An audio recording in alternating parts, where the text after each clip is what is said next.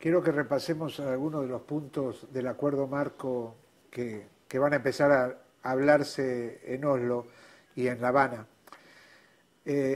Uno que me parece fundamental, la política de desarrollo agrario integral, el tema de la tierra. No es un tema solamente colombiano, es un tema latinoamericano. ¿Qué piensan? ¿Cómo se puede cambiar esta relación para que esta relación injusta, para que los campesinos colombianos puedan tener acceso a la tierra y no sean castigados por eso? Sí, fíjate que nosotros tenemos de todas maneras un pacto de caballeros.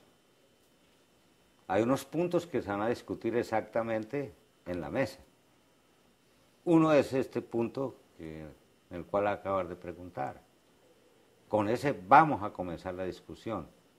Entonces, por el momento, nosotros no vamos a dar, digamos, por micrófono lo que debe ser contemplado en la cuestión de la mesa de diálogo. Sobre esos puntos, nosotros ya tenemos toda una cuestión agendada, tenemos una visión muy concreta, ¿sí? Tenemos propuestas que hacer y hemos recogido también el sentir de las organizaciones agrarias, campesinas, indígenas, afrodescendientes, y tenemos, creo que ya conformado una cuestión básica de lo que puede ser este punto en toda su complejidad, ¿sí? Igualmente tendrán que participar en ella y ayudarnos mucho las organizaciones vinculadas a las estructuras del campo en cualquier forma y condición.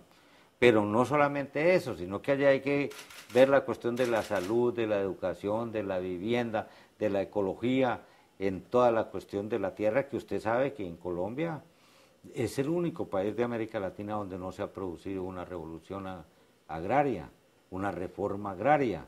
El 87% de las tierras mejores del país están en manos del 4% de los poseedores. Las grandes haciendas de más de 500 hectáreas se han aumentado a costa del pequeño campesino. Entonces, esa situación de la existencia, por un lado el latifundio en Colombia, dio origen, es uno de los orígenes de la guerrilla. Y ahora la metida de las transnacionales que quieren apoderarse de las tierras con sus grandes proyectos mineros, agroindustriales y además para tener, porque la tierra en este momento a nivel mundial ha adquirido precios exorbitantes. Ese es un tema muy álgido y como le decía, es mejor esperar un poco y al tratarlo en la mesa, como todos los puntos de la agenda, se irá en su momento dando la información necesaria. Ustedes en el Caguán pulsaron mucho a la opinión pública y a las fuerzas de la sociedad colombiana, y de allí se habrán llevado, más allá de que fue interrumpido otra vez por la guerra, se habrán llevado un sumario, para decirlo en palabras más claras, de cuáles son las necesidades de la gente. ¿Cómo puede participar la sociedad colombiana hoy en estas conversaciones? En la mesa se acordaron algunos mecanismos. Primero, cada uno de los puntos de la agenda, la gente en el país puede, digamos, citar foros, asambleas, encuentros, mingas, donde puedan estar discutiendo, por ejemplo, el problema de la tierra en este momento. Igualmente, digamos, se pueden hacer encuentros nacionales para que de allí se aporte todas las ideas y se recojan. Pero además, el problema de la tierra en Colombia no es que aparezca de ayer para hoy, es un problema histórico. Entonces, todas estas organizaciones campesinas e indígenas, afrodescendientes, han venido teniendo una trayectoria de lucha y de combate. Igualmente las FARC, el 20 de julio de 1964, expidió el programa agrario de los guerrilleros. Lo que hace es actualizar todo eso, recopilarlo y pasarlo a la mesa para de allí discutirlo. El gobierno está interesado en hacer algunos cambios también en el campo, ¿sí? Porque tiene el interés de meter toda la cuestión del capitalismo en el campo. Eso es lo que ellos aspiran. El gobierno necesita integrar las 2/3 partes de Colombia, que es esa Colombia olvidada, esa Colombia que está allá en los rincones, necesita integrarla al mercado nacional. Y en esas 2/3 partes de la Colombia olvidada, ahí la presencia la de la guerrilla, no es la presencia del Estado. Entonces, obviamente, aquí vamos a tener que, hay temas de todo orden para discutir en el punto agrario en Colombia. El tema, por ejemplo, de las zonas cocaleras, la idea de el monocultivo y qué otros cultivos podrían hacer los campesinos que viven en esas zonas. Bueno, en las áreas de guerrilla no solamente hay coca, que la coca está en todo el país. Dentro de los puntos de la agenda se lleva un punto exclusivo sobre la sustitución de cultivos ilícitos. Te ve que, por ejemplo, ahora, incluso en la cumbre de Cartagena y en la iberoamericana que se va a hacer en España en estos días, uno de los problemas que se discute es la lucha contra el narcotráfico. Nosotros hemos dicho, y las FARC tiene desde 1999, desde marzo de 99, nuestro comandante en jefe Manuel Marulanda Vélez hizo un estudio en lo que se llama el municipio de Cartagena del Chairá. Ese estudio lo presentó a la primera reunión que se hizo sobre cultivos ilícitos y defensa del medio ambiente en el Caguán. Este es un plan totalizador. Ese plan tiene plena vigencia ahora para Colombia, para América Latina y para que lo discuta no solamente la OEA, sino Naciones Unidas, y que el Departamento de Estado de los Estados Unidos vea que hay unas formas diferentes de atacar el fenómeno de la producción y comercialización de narcóticos en el mundo. Eso no se necesita únicamente la cuestión represiva. Hay otras formas, porque este es un fenómeno económico, político, militar, social. Claro, tiene algunos componentes morales y éticos, pero en lo fundamental es un problema de carácter económico. Multimillonarias fortunas se mueven ahí. En este momento lo que circula en el mundo por narcóticos son 670.000 millones de dólares. Todo ese torrente de billetes es el que está irrigando la cuestión financiera dentro de los Estados Unidos. Para América Latina revierten 20.000 millones y Colombia, que se dice que exporta el 80% de la cocaína, recibe 4.500 millones de dólares. ¿Quién está haciendo el gran negocio? Pero además ese negocio de la coca está ligado a la cuestión de los precursores químicos. ¿Quién los produce? El primer mundo. Está ligado a la cuestión del armamento. ¿Quién produce el armamento? Son ellos, el primer mundo. Entonces es un problema demasiado serio. Los Estados Unidos se dio cuenta que esa guerra la perdió. Esa guerra la perdió. Por eso también los otros países están interesados en ver cómo atacan este fenómeno. Y allí, en ese punto, la FARC también tiene una manera de ver las cosas, decir, y tiene también soluciones a estos problemas que afectan no solamente la sociedad colombiana, sino fundamentalmente la cuestión del primer mundo. En eso incluso podemos ser aliados de los Estados Unidos. Es contradictorio. Con Europa también, ¿sí? Porque ellos están perjudicados en su juventud. Y nosotros pagando los costos de una guerra que no es la nuestra. Esa guerra de la droga no es una guerra de los colombianos, es una guerra de allá de los países consumidores. Hablando de los Estados Unidos, el tema de las bases norteamericanas. Pongamos que las conversaciones de paz funcionan, hay cambios, cada uno concede algo. ¿Qué se hace con las bases norteamericanas en Colombia? Que son una amenaza también para todo el resto del continente. Ese es un problema de soberanía nacional. Y nosotros por principio nos hemos opuesto a que haya bases militares o tropas extranjeras en Colombia. ¿Sí? Ahí se metieron con el pretexto de la lucha contra el narcotráfico. Y fíjense que han hecho la guerra contra insurgente más devastadora. Nosotros somos los que hemos recibido las bombas.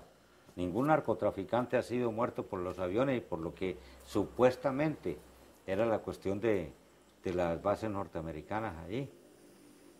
Ellos mismos están promoviendo guerras y todo lo que hay en Colombia es de estas bases, es para controlar no solamente todo el continente sudamericano, sino que también controlar hacia el África. Nosotros creemos y estamos firmemente convencidos que esas bases norteamericanas y la misma tropa norteamericana y los asesores norteamericanos le harían un gran servicio a la parte de Colombia abandonando nuestro territorio. Ellos no tienen por qué estar allí.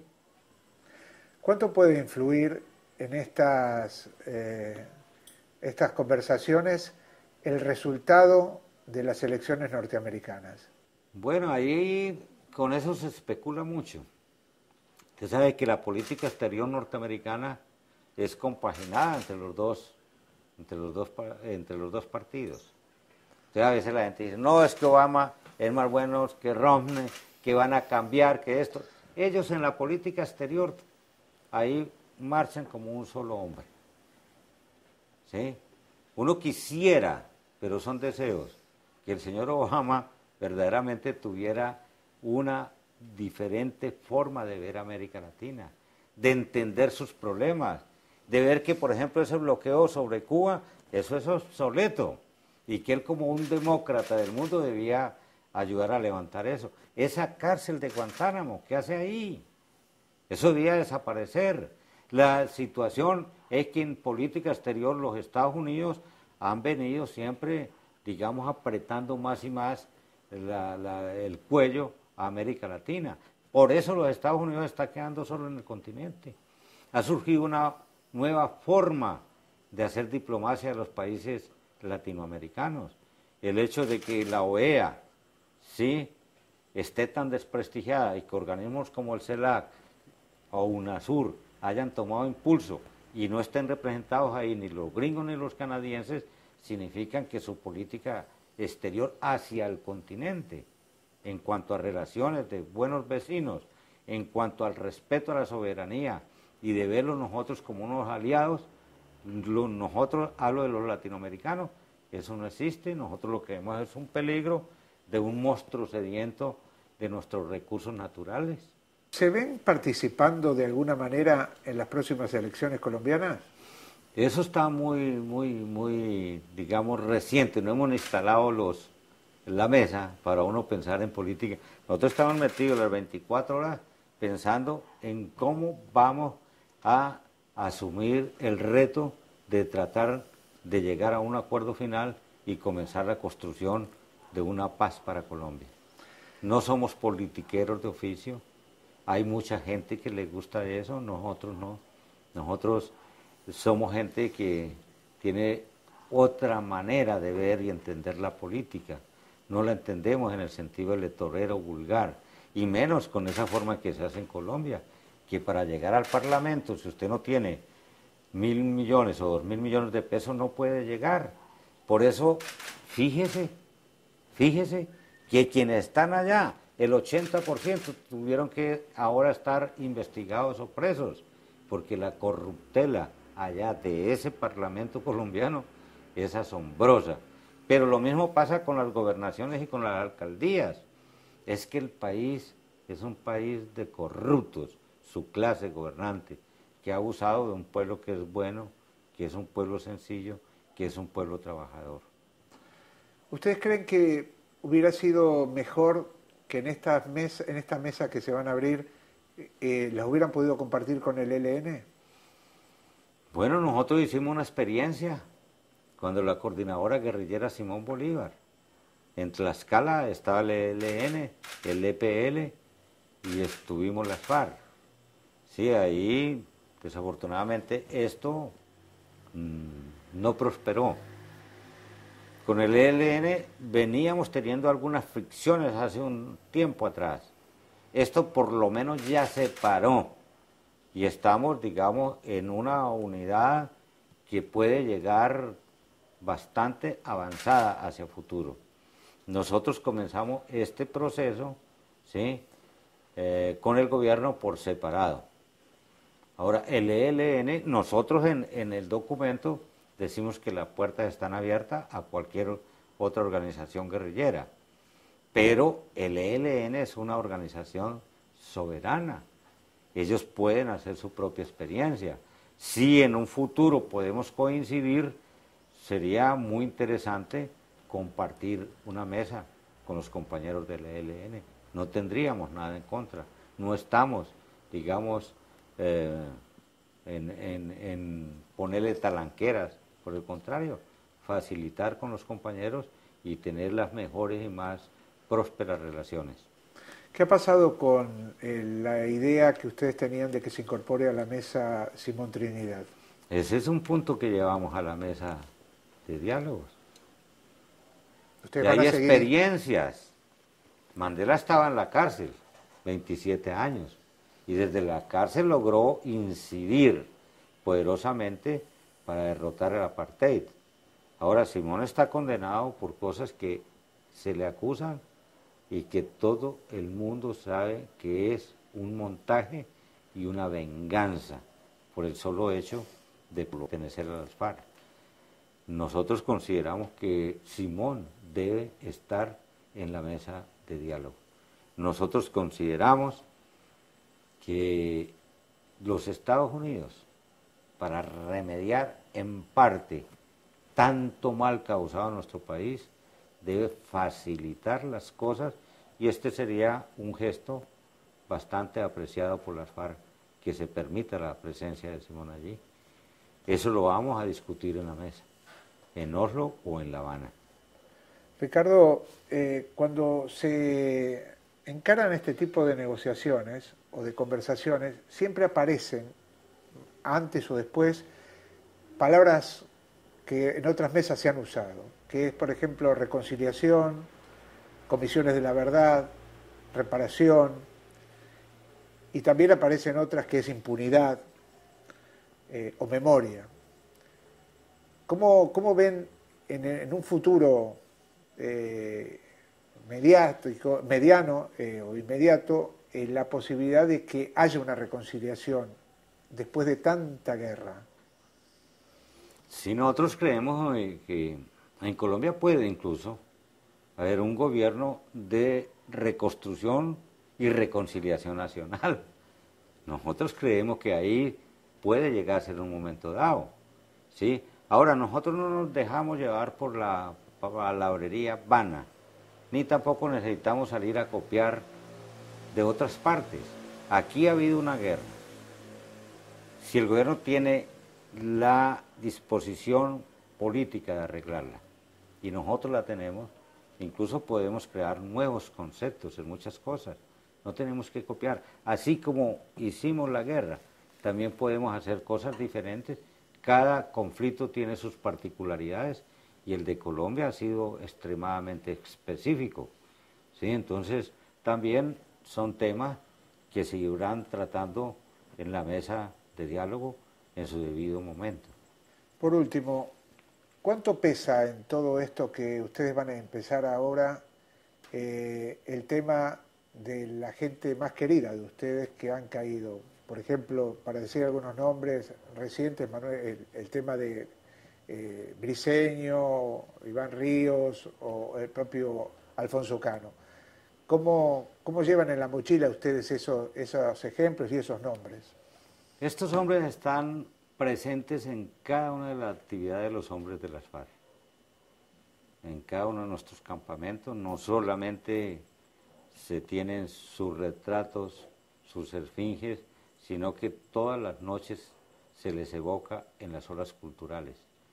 Fueron nuestros guías, nuestros maestros, son hombres, ¿sí?, únicos, que ofrendaron todo por la paz de Colombia. Hombres indoblegables, hombres que han trascendido más allá de lo que ahora vemos y que con el tiempo su imagen crecerá inmensamente. Son verdaderos héroes de la patria, que en el momento dado habrá que entender y darles el reconocimiento que se merece. En muchos otros países del mundo ha pasado así. La gente se le persigue, se le encarcela, se le denigra y después, cuando las situaciones cambian, resulta que eran los hombres que portaban la verdad histórica en la mochila de sus conocimientos y que expusieron su mismo pellejo por mostrar esas verdades y cambiar esa realidad, digamos, de humillación en que vive nuestro país. ¿Cómo cree que recibirán las mujeres del pueblo de Colombia este inicio de conversaciones? Esas mujeres que son madres, que son hermanas, que son hijas de gente que pueden ser combatientes como ustedes. Esas mujeres y ese pueblo ha recibido esto con mucho alborozo. La primera encuesta muestra que el 80% del pueblo colombiano está por la paz. Cuando en febrero nos reunimos por primera vez con el gobierno prácticamente decía que el país lo que quería era la guerra, que nos detestaba. Nosotros les decíamos, no señores, la paz es la que predomina en Colombia y ustedes tienen una distorsión total de las cosas. Ahorita nos han tenido que dar la razón. Y si las cosas funcionan como pretendemos que funcione, esto va a ir creciendo y creciendo y nuevos actores vienen a integrarse, no solamente en la sociedad colombiana, sino desde el exterior. Usted ve que el Papa se ha referido a dar un respaldo de la Iglesia Católica, Naciones Unidas, la Unión Europea, la presidenta de la Argentina, Cristina Fernández, la del Brasil, México, el mismo Salvador, Panamá, ¿sí? Nicaragua, Venezuela, las islas del Caribe, desde todo lado y desde todos los sectores y rincones del mundo y de Colombia, lo que uno encuentra es un abrumador apoyo a estos diálogos que se inician. Ojalá, digamos, quienes tenemos la responsabilidad de sacar este proyecto adelante, podamos cumplir la misión que se nos han dado a cada uno, los del gobierno por su lado, ¿sí? Y nosotros como FARC para buscar un equivalente que permita frenar la guerra en el país. Esa es la aspiración. ¿Siguen teniendo el socialismo como meta? Claro, ese además es el único sistema que puede salvar el planeta Tierra. Lo tenemos. Y nosotros hemos peleado por el socialismo con las armas en la mano porque no nos dejaron otra opción. Pero ahora sí podemos tenerlo también. Es que nosotros vamos indefectiblemente por la toma del poder para el pueblo. Eso no lo hemos escondido un solo minuto. O se nos permitía hacer política para exponer nuestros ideales y alcanzar nuestros objetivos por la vía legal, o se nos cerraba violentamente como lo hicieron ellos. Ahorita nosotros no estamos escondiendo nuestra condición de socialistas. En eso no hay ningún engaño. Que podamos disputar en la plaza pública, por eso decimos nosotros que no queremos ni aspiramos a la revolución por contrato. Las revoluciones lo hacen en los pueblos. Nosotros somos parte de ese pueblo. Y nosotros hemos tratado de organizar militarmente a nuestro pueblo cuando nos corresponde, pero también lo podemos organizar políticamente, en el momento que se respete la vida de esas personas que organizamos políticamente. Lo que no podemos repetir es la historia de la Unión Patriótica, el genocidio más grande de América Latina, 5.000 muertos, ¿sí? Tratando de abrir un espacio político. Entonces son costos exageradamente altos, que no se ve sino en un país como Colombia. Muchísimas gracias. No, muy amable.